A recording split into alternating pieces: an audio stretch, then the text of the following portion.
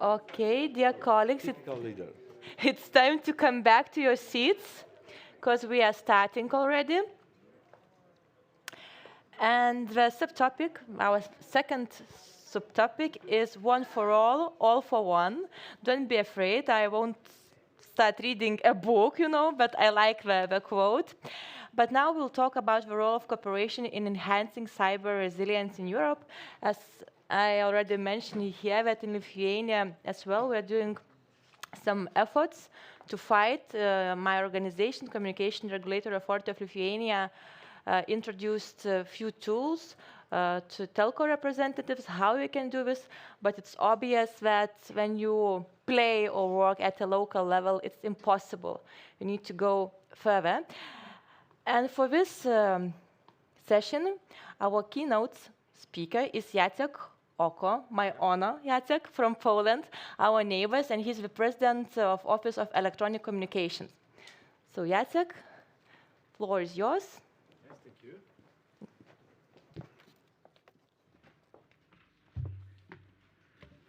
At the beginning, hello, everybody.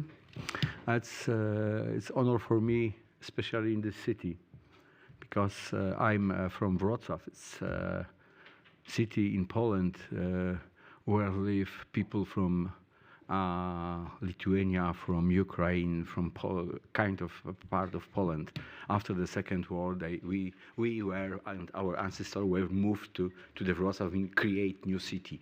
And the Vilno and Lwów and Ternopil, they are for us, they are very, very important meaning as a city and our history, because 300 years with the Lithuania we are together. Maybe next 3 years, hundreds, why not? The theme of today's session is quote from Alexander Dumas, one for all for one, as a basis for discussing the role of cooperation in strengthening cyber resilience in Europe. Our understanding of cyber resilience is constantly changing as technology advances. In broader sense, cyber resilience can be understood as the ability of an entity to continue to deliver intended outcomes despite cyber attacks. Cyber resilience is essential for information system, critical infrastructure, business processes, organization, but for societies and nation states. A key component of the system is, of course, resilient network. I'm from UKE. It's my responsibility. And a resilient network is a telecommunications and computing infrastructure that firstly provides continuous business operation. It means it's highly resilient to disruptions and capable of emergency operation in the event of damage. Secondly, provides rapid recovery in the event of the failure. And thirdly, has the ability to scale to meet rapid or unpredictable demands. How clear and simple this definition is when confronted with the realities of everyday life. Given the full range of operations of complex telecommunications networks and the times we live in, we cannot afford to experiment on a living organism such a network serving commercial customers. We cannot only develop procedures only when a critical event occurs.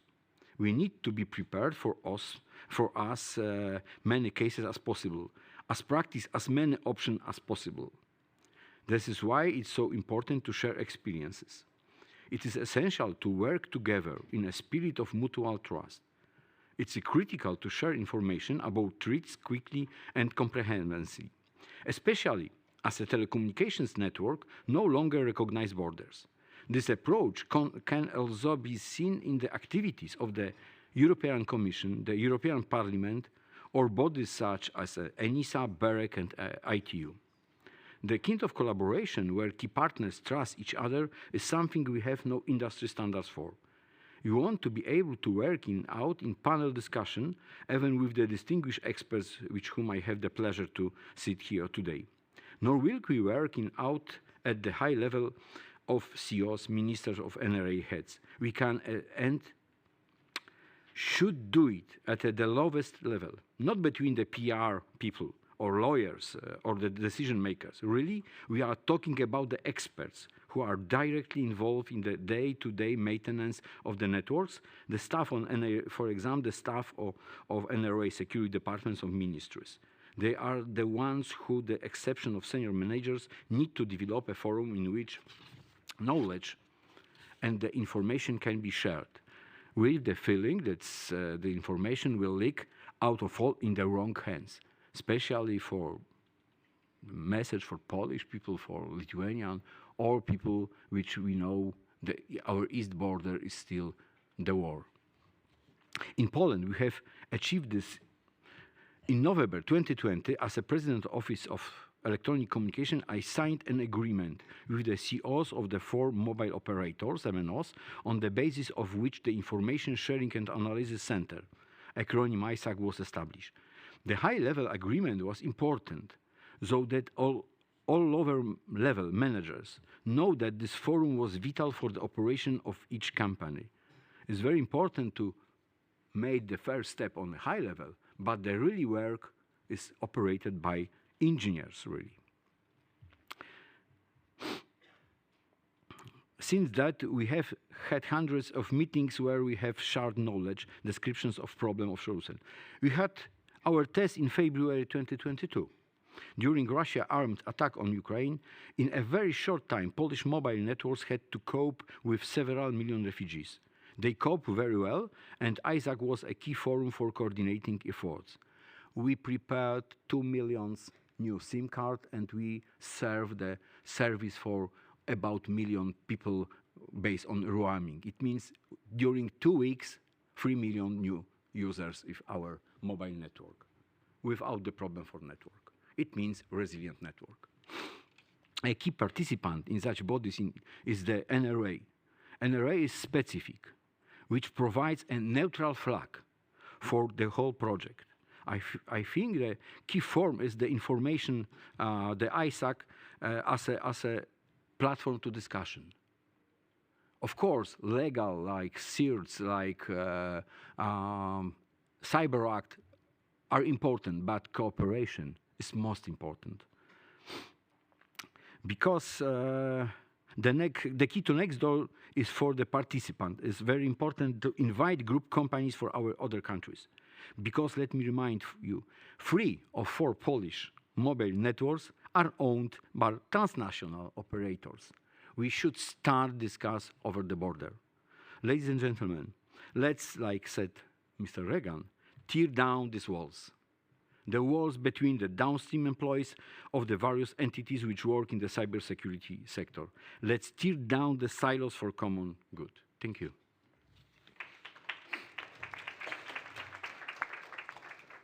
Thank you, dear Jacek. And now it's time for our panel session and discussion.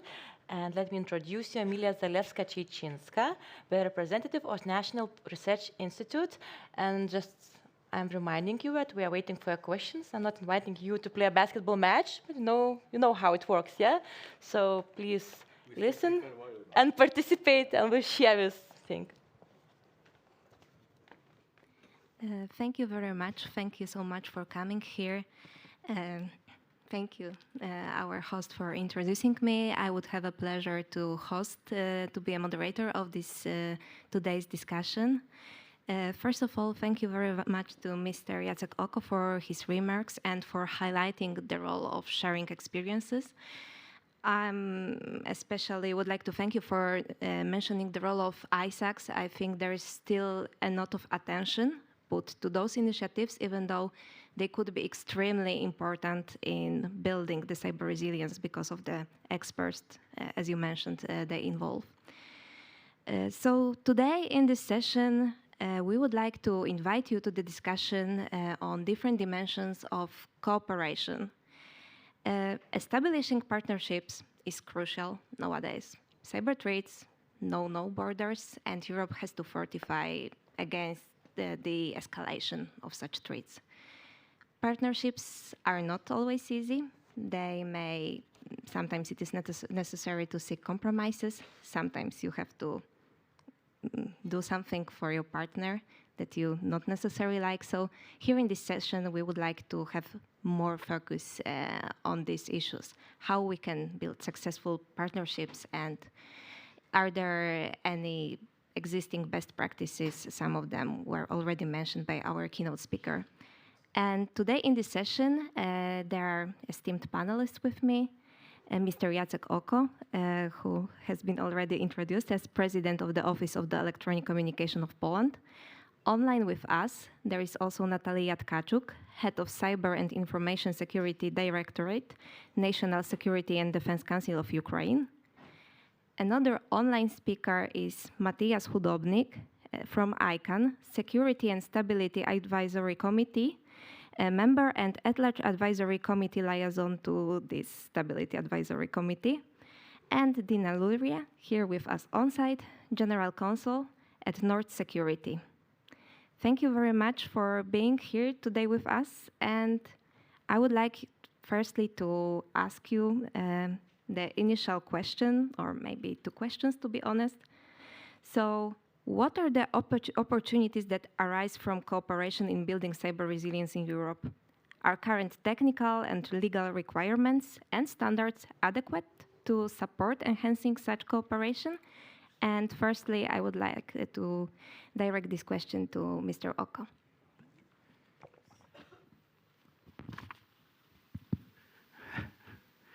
That's a very interesting question, but still really open. I said that small words about the idea of the ISAC. It's a very good idea, and from my point of view, it should be the first step to organize this kind of organization. By the way, we used to prepare the documents prepared by NASC.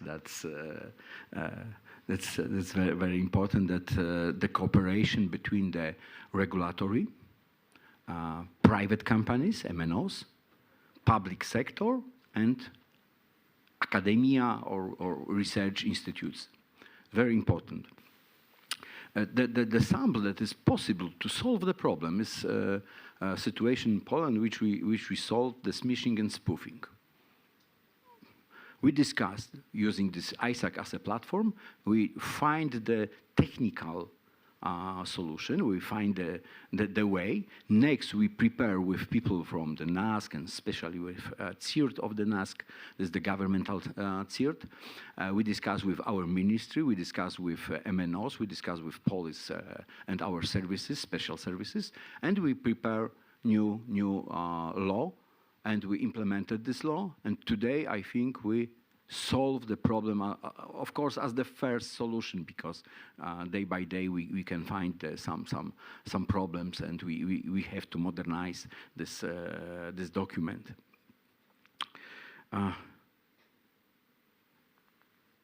Really, the answer for this question is to cooperate, to flow the information between organizations, without the situation that I couldn't trust my partner, because if we discussed, we have to prepare the safe solution. The safe solution should be based on the trust. Without the trust, it's only flow of information. Maybe good, maybe not, I don't know. That at the end of this answer, I should stress that without the work, the engineers, the specialists on the low level, inspired by high level, we couldn't organize this good law. That is good. Using this good, we stop some services. All situation, we have the full success for 1 year. I think it's good solution. Thank you. Thank you very much for sharing these insights, and also for highlighting the meaning of trust and how much it is important. And then I would like to pass the floor to Ms. Natalia Tkachuk.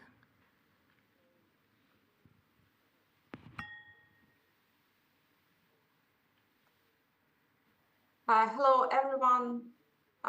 First of all, I should say that to me it's a great pleasure and honor to participate in today's event. Of course, I wish I could join you personally, but I'm sure that next year, after our victory, this will be possible.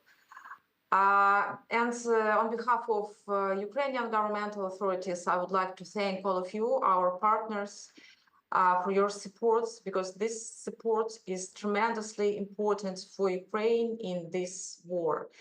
Today is the 846th day of this cruel, unprovoked war that Russian Federation started against Ukraine. And we're fighting really hard. And cyber aggression became an instrument of the Russian Federation against our country. This aggression started not now, not 2 years ago, but I should say 10 years ago in 2014. And 10 years ago, we were not ready to counter Russian cyber threats.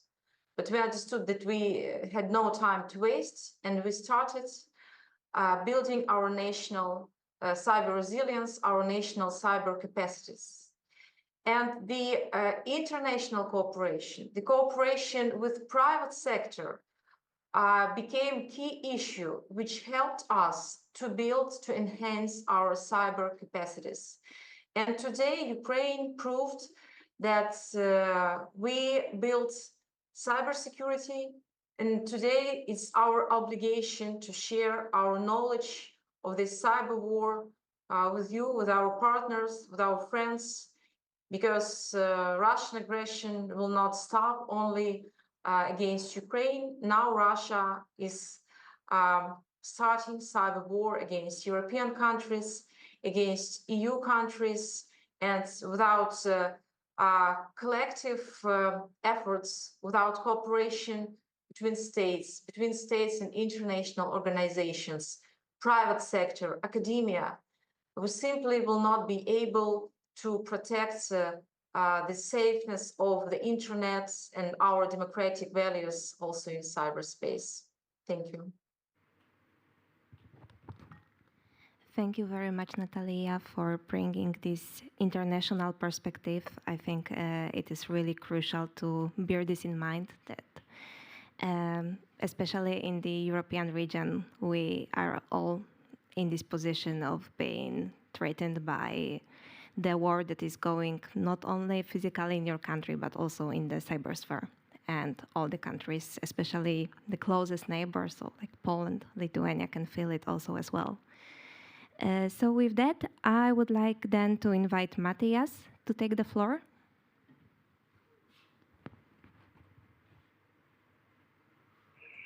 Hello, everybody. Can you hear me?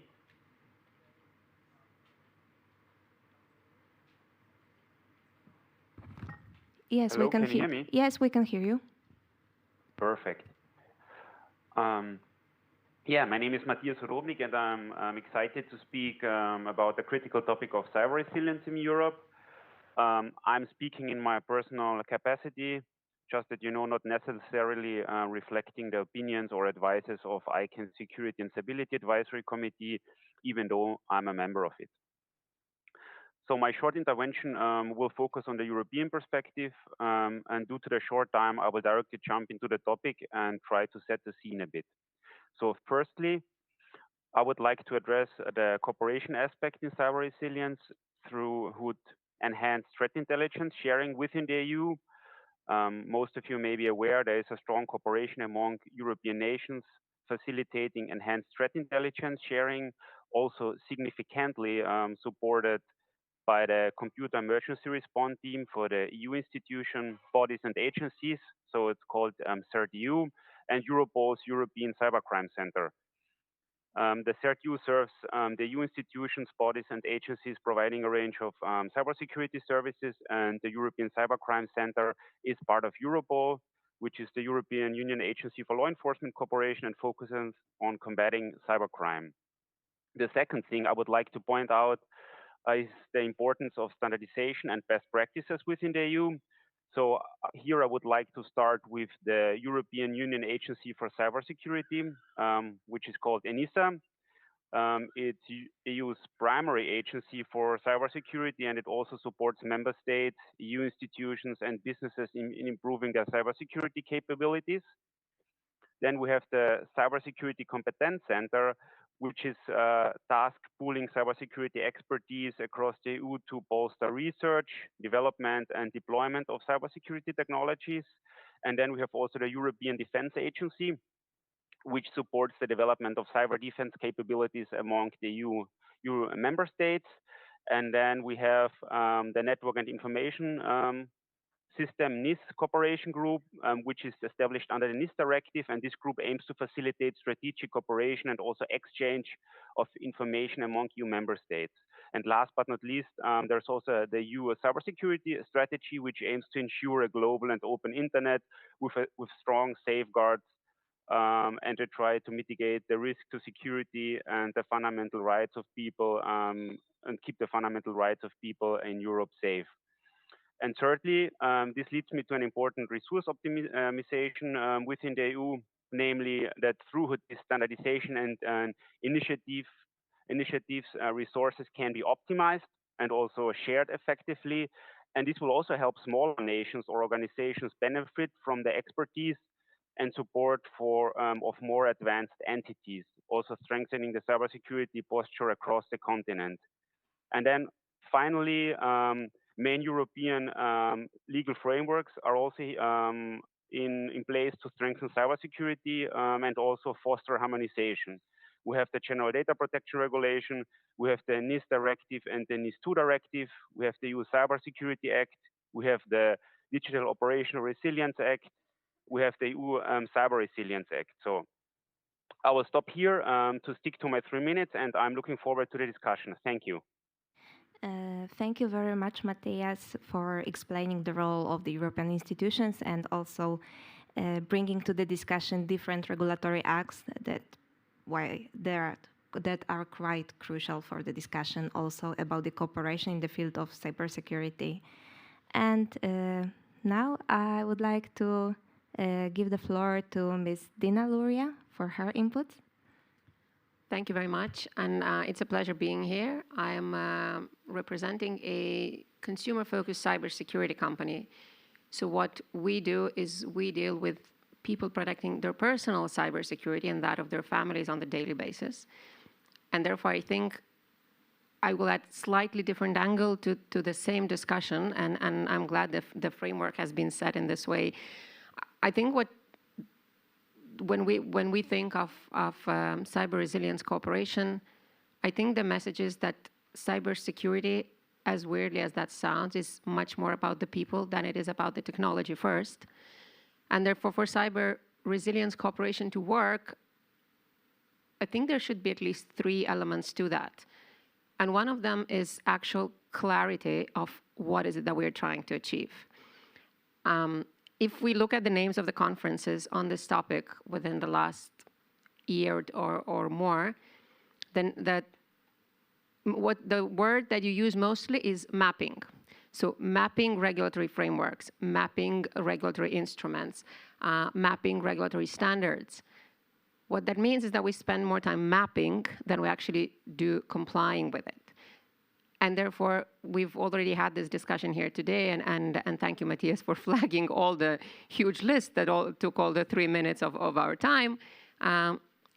But I think the quicker we move to clarity of what we're trying to achieve, the easier the cooperation could be. The second thing, apart from the clarity, is obviously that of trust, and building trust is exactly what you've said. And I completely agree with you that there is obviously trust on a high level, but it's very important to actually build trust at what you call the low level, or the people that actually deal with the systems and deal with the people. And I think we've had a number of great examples even here in Lithuania. One was the Locked Shield initiative, where the other was the more local Amber Mist.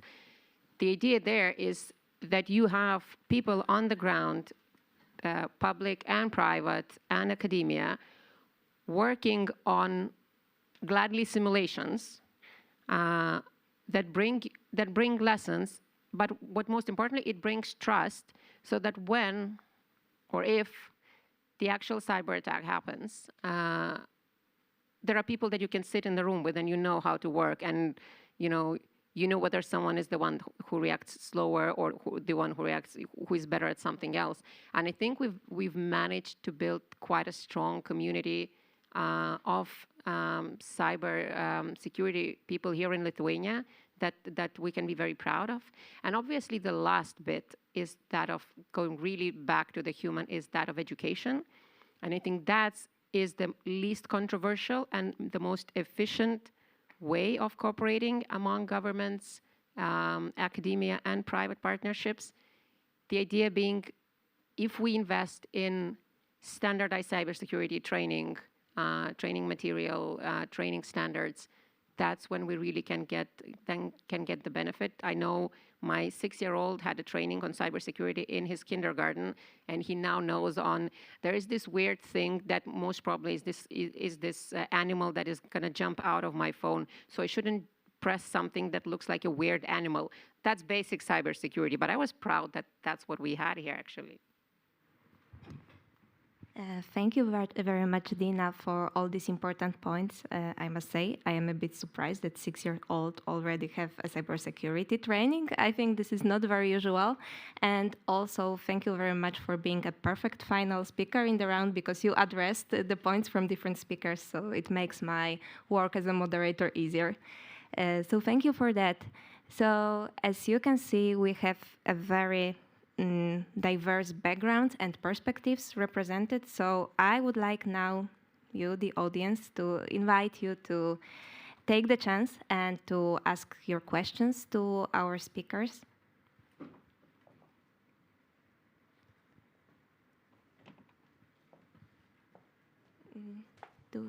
Where do we have a question? Oh, yeah. Oh.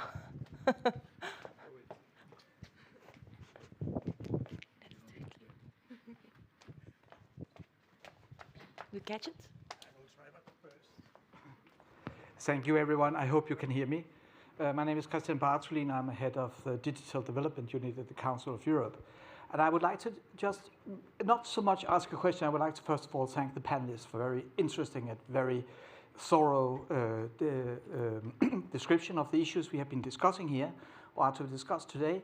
But I would also like to draw the attention to the fact that, we have the Cybercrime Convention, the Budapest Convention, which is not just a Council of Europe instrument, but is actually one of our largest international treaties. And that also, of course, includes the second additional protocol that was recently agreed and hopefully soon will enter into force, which will enable enhanced cooperation among the parties to the Cybercrime Convention, the Budapest Convention, on the issues of how to handle cyber crime in particular, but also through that the broader topic of cyber security and cyber resilience. So I just wanted to point out that there are such instruments existing already, and you, of course, most of you are familiar with them, but it was just not just to say that these also exist. Not a question, but just a remark. Thank you. Thank you very much. Would any of our speakers would like to react?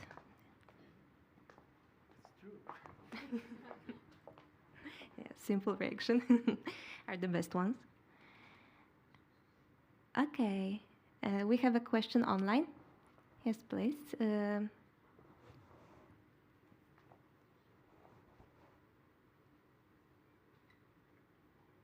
Yeah, I just would like to react to the comments of previous speaker, if I may.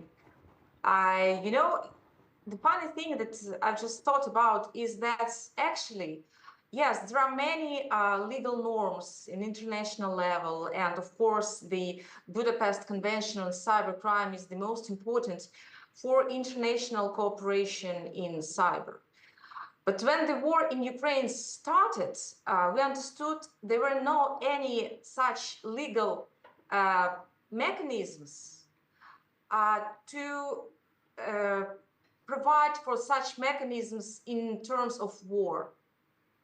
And we are grateful for our partners who actually changed all their bureaucratic procedures which were very thorough, and they gave us all the help quickly, avoiding all these legal things. The same thing is about cyber volunteers. We didn't have, and I don't think that many states have legal and organizational basis for involving common people in case of cyber war. But we managed to do this, and we did it very quickly and effectively. So I would like to draw your attention that, yes, there are norms, there are organizational mechanisms of international cooperation in general. We are talking about sharing our experience, expertise, common research, sharing information. But if we are talking about such international cooperation at wartime in cyber, still we have a lot to think about. Thank you.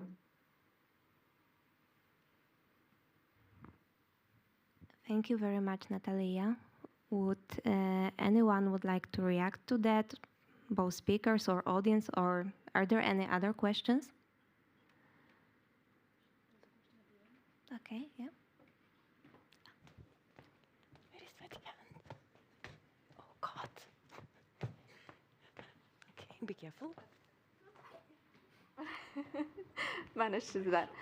Thank you so much. Stanik Valentina, representing the ITU, and the subject of standardized training was quite close to our heart, and I was glad to hear that intervention being made on the subject.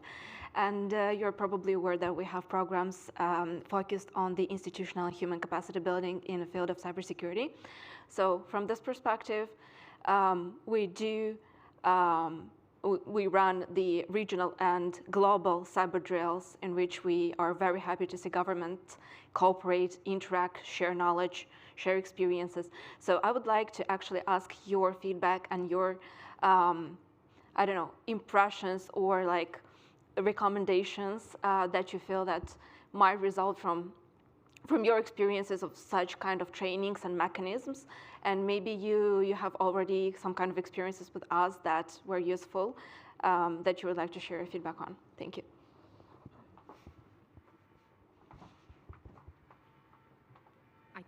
I think that's the one that I will take. I'm afraid I will not be the right person to say the exact experience with ITU, whether we had them or not.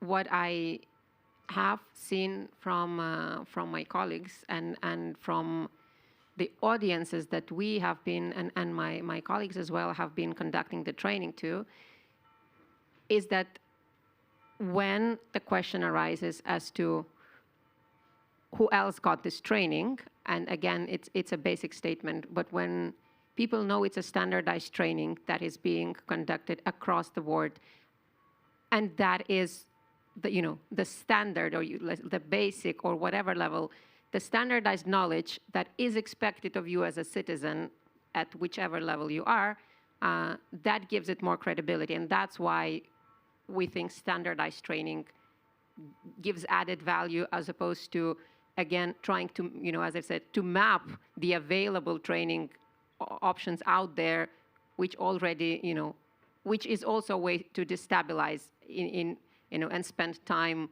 mapping instead of training. So I think that the standardized nature of it is beneficial.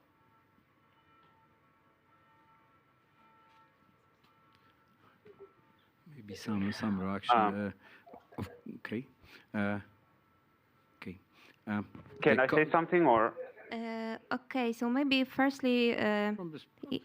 No so firstly Matthias, and then Mr. Oko. Okay, thanks a lot. I just wanted to refer again to the intervention about the Budapest Convention. Thanks for mentioning it. It's very important, really, to also combat cybercrime by setting common standards for legal framework across different countries. And it's also very, let's say, a very important instrument for international cooperation in investigations and prosecutions of cybercrime. And another important point is also that it provides a framework, let's say, for also mutual legal assistance between countries, including extradition, joint investigations, and also information sharing. So that's very important. Thank you for referring to that. Thanks. Thank you. And then I agreed because it's really the same what I want to say, but the more impression is that we should prepare standards, of course, in minimum 2 level. Resilient network, telecommunication network is the base. But the most important are the standard for the critical situation, not only for the war, the flood, the fire. We still have to prepare new, good and adopted to environment and to the industrial situation standards. Not exactly the same for all countries, because we are on the different level. Should be prepared the standard dedicated to maybe some group of countries, but prepare as a global for all, not the same. That's very, very difficult how to organize this kind of standard. This is the role of the ITU and United Nations. But in Europe, of course, European Parliament and European Commission. But in the country, most important is to be inclusive, not exclusive. We should include all group of people, like you said, the child. We made some experiment in Poland. We discussed, or we tried to train young people between 6, 8 years old with different spectrum of autism. It's absolutely different group, but still important for society, especially when we have still day by day not so good number of the citizens. The problem old societies. The second group, elder, that the standards should be prepared like Accessibility Act. We discussed that what it means cybersecurity. The user should be ready to read this information, have the time, have the possibility to understand what danger is in this information, maybe. That's it's very, very, we are really at the beginning, and the cooperation, the flow of the information, and I think the financial support from private companies, from the activities from private companies, public area, together. That's I think only one main message. Thank you very much for bringing this point. I think it's actually very important because accessibility is not something that is discussed often in the context of cybersecurity. It is, and it is though crucial, because if people can't use some features, they don't understand how they can be protected, like how can they do that if it is not designed to their needs, to their level of understanding? Yeah, but the act is not only about the UX, where they use the information, the user. We discussed about core the software. We discussed about operational systems. It's very important to prepare not only accessibility, but the safe infrastructure. Infrastructure, software, it means solution for the people, for all people, young, old, with special needs or not, for all. Yeah, thank you very much for this comment. I saw we had another question. Yeah, please go ahead. Thank you. I'm Chen Song Shu from Taiwan. I just one simple question. As we know, there are some simple reality fact, kind of a white elephant in the room. First, almost every private sector, private company or enterprise has their information system online. And the second is that the most online service provided is controlled by the so-called big tech. So my question is that if company of EU have some cybersecurity issue, and it definitely that they are subject to the enforcement role of the EU. My question is that will EU consider put some onus to better the system on the so-called big tech, as we know that the so-called big tech is outside EU. Thank you. Okay, I see that Natalia has her hand up. Please, Natalia, go ahead. Yeah, I just wanted to comment the previous question of the representative of ITU. I would like to stress the important role of ITU in cybersecurity, as this organization is one of the key platforms for international cooperation in this sphere.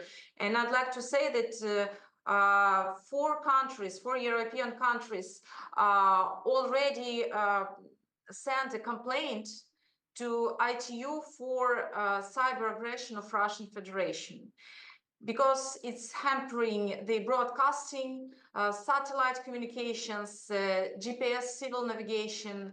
At 9th of May, Russian hackers intruded into Latvian internet provider and made the population watching their military parade on a Red Square.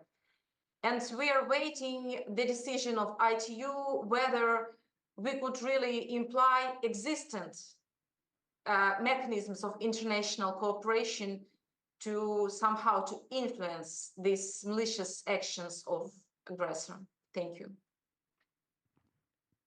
Thank you very much, Natalia. I'm seeing your hand, Matthias. I will firstly check if any of our on-site speakers would like to react. Okay, so please go ahead, Matthias. Thank you. I just wanted to quickly react on the question related to the extraterritorial scope of various, let's say, European legislation or framework. So, I mean, it's a matter of fact that, of course, like with most of the regulations are focusing on the European market or even abroad, but there are also regulations which have an extraterritorial scope, like, for example, the GDPR. So even if a company processes data of a UN citizen, they need to stick to the rules. Or, for example, also the AI Act, when the output of the data of the AI system affects EU citizens or is processed in Europe, then the AI Act is applicable. So there's definitely, let's say, some intention to also regulate extraterritorial, even though, of course, it's hard. And it's not always easy to let's say apply in practical terms.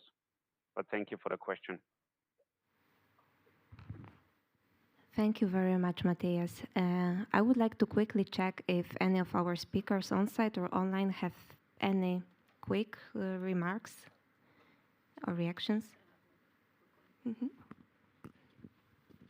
I think I will just follow up on the same question and also elaborate on what Matthias has mentioned.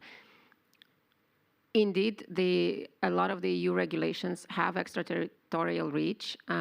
Many of them are even, the way they are implemented now, they're even targeted towards big tech, with the DMA being, the Digital Markets Act being one of them.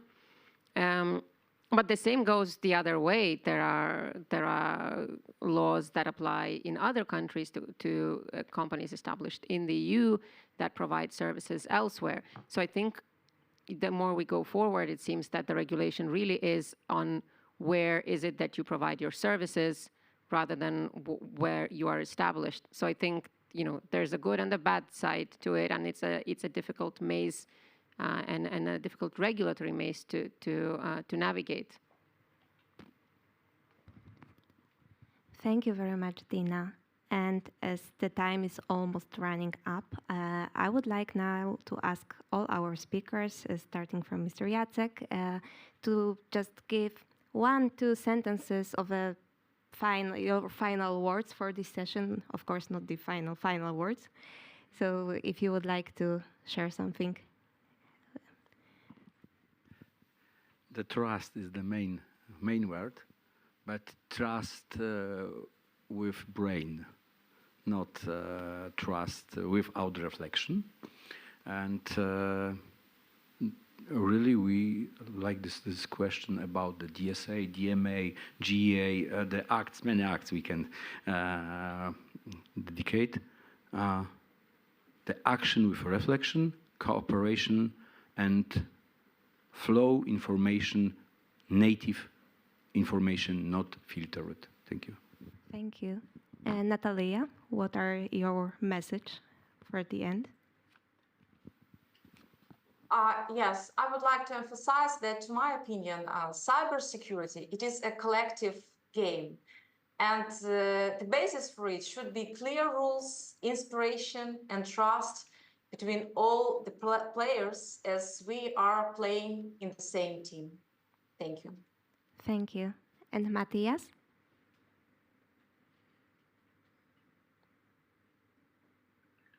Thanks for giving me the floor. So for me, just 2 sentences. I would say gaps and recommendations related to the European perspective. I would say, despite significant progress, gaps still remain in harmonizing laws and regulations across all European member states. And the second sentence is that a dynamic and also flexible approach is required to quickly adapt the legal structures to new threats and technologies to ensuring, let's say, comprehensive cyber resilience and also data protection. Thank you. Thank you a lot. And Dina? And I think I'll go back to my main point is that cyber resilience is more about people than it is about technology. And also it requires being able to be agile.